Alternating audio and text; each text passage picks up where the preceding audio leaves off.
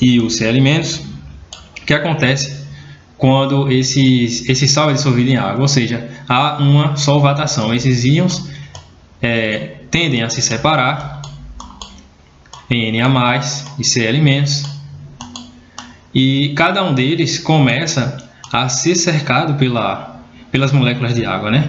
A parte negativa concentrada no oxigênio da molécula de água, essa carga parcial negativa, evidenciada pelos elétrons, os pares de elétrons livres, vão cercar esse íon positivo do Na+, né? No caso o sódio+, vai ser cercado por moléculas de água.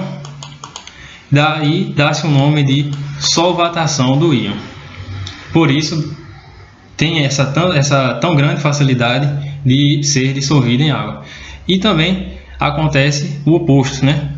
Como o cloreto ele é um íon negativo, então a parte positiva das moléculas de água, no caso a carga parcial positiva concentrada aqui no hidrogênio, ela vai ser atraída pela carga negativa do cloreto, e assim o cloreto ele vai acabar sendo cercado por moléculas de água, então dando essa característica de ser um sal bem solúvel em água.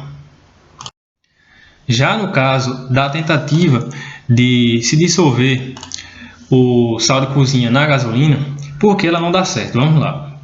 Aqui nós temos o principal componente da gasolina, que é o octano, e podemos perceber que esta substância ela possui, de certa forma, uma grande estabilidade, né? Falando de cargas, assim, ela é eletrostaticamente estável, então não tem como desses íons do sal fazer ligações com esses hidrogênios das extremidades, porque eles já estão estáveis. Esse átomo de carbono aqui está estável, então não tem por que se desprender esses hidrogênios das suas extremidades. Eu acabei trazendo alguns exemplos de soluções, na verdade, substâncias polares e apolares, para contextualizar a nossa aula. E aqui nós temos o álcool etílico na fórmula C2H5OH, ele é uma substância polar. E você deve estar se perguntando se há alguma diferença entre o álcool etílico e o álcool combustível, o etanol. Não há uma diferença, porque eles são a mesma substância, eles têm a mesma fórmula molecular e possuem características iguais. O que vai diferir apenas é a sua composição percentual, porque o álcool etílico ele é composto de 70% de álcool e o restante de água. Já o etanol ele é composto, por cerca de 96% de álcool combustível. Aqui nós temos o óleo de soja, que é uma substância apolar muito comum no nosso dia a dia. Aqui nós temos a água, que é o solvente, o dito solvente universal, salvo as suas exceções, como eu falei anteriormente. A água é uma substância polar. Se nós tentarmos misturar óleo e água, não vai dar certo. Se nós tentarmos misturar álcool e água, nós conseguiremos fazer uma mistura, porque são substâncias polares, então têm características em comum. Já água e óleo são substâncias com características diferentes, em que uma é polar e a outra é apolar.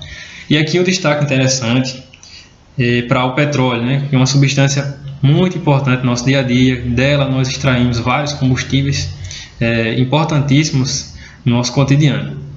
E vale ressaltar que houve um triste acidente final de 2019 para 2020 na costa do Oceano Atlântico, em que um suposto navio que carregava barris de petróleo ele veio a sofrer um acidente e houve aquele derramamento de petróleo nas praias do Nordeste brasileiro.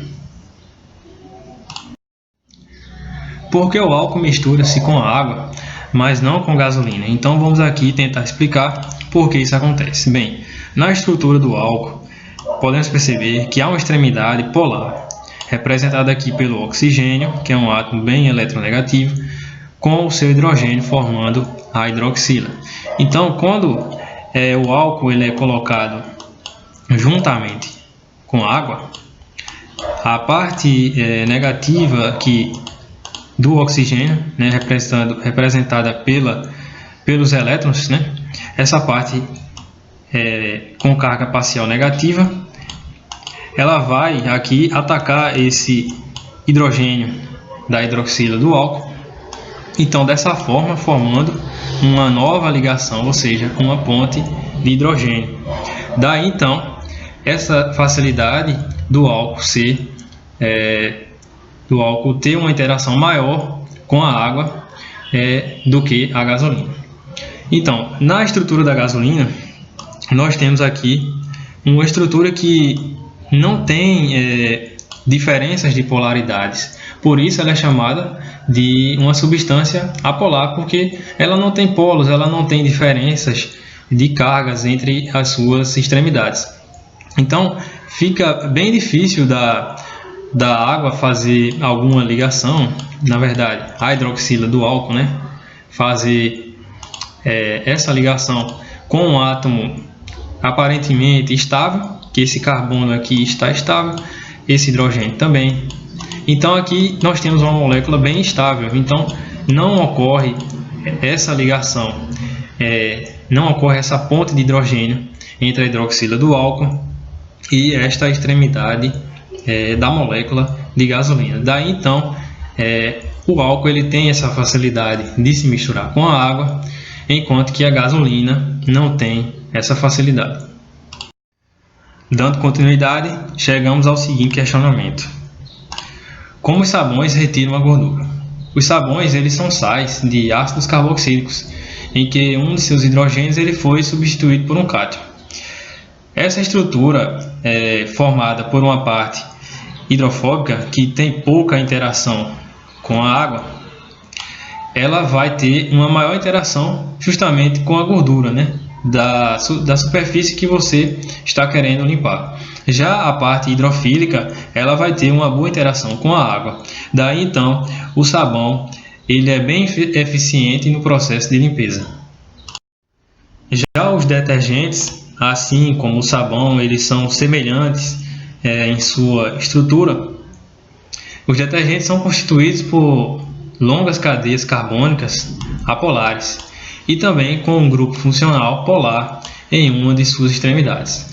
O elemento básico do detergente é um agente de superfície, ou também chamado de agente tensoativo, que é uma substância capaz de romper a tensão superficial da água, e isso facilita a formação e a estabilização de soluções coloidais e da formação de espuma do líquido.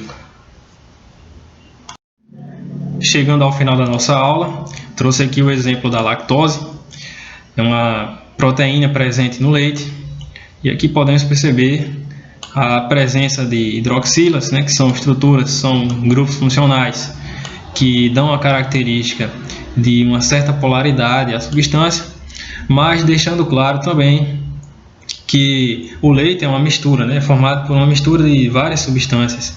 Então você tem gorduras, você tem proteínas, e então você tem substâncias apolares e substâncias polares. Deixando aqui uma dica de experimento para vocês que acharam interessante o conteúdo dessa aula, que é o experimento do leite psicodélico, que consiste apenas em você pegar um pouco de leite, colocar na tigela e pegar um pouco de corante, de bolo, de fazer comidas. São coisas que você encontra facilmente no supermercado ou até na sua casa, já pode ser que tenha. Então é uma coisa bem fácil, é bem interessante de você perceber o quanto a capacidade do detergente, né, que o detergente tem de quebrar essa tensão superficial da água, e aqui formando esse espectro de cores. É bem legal, bem interessante, então fica essa dica para vocês. Chegamos ao fim da nossa aula, eu espero que tenha sido proveitosa, que vocês tenham aprendido algo, e quero agradecer a atenção de vocês, e também quero pedir que vocês compartilhem o vídeo com alguém que esteja estudando, principalmente o pessoal que está se preparando para o Enem. E é isso, eu agradeço pela atenção e até a próxima.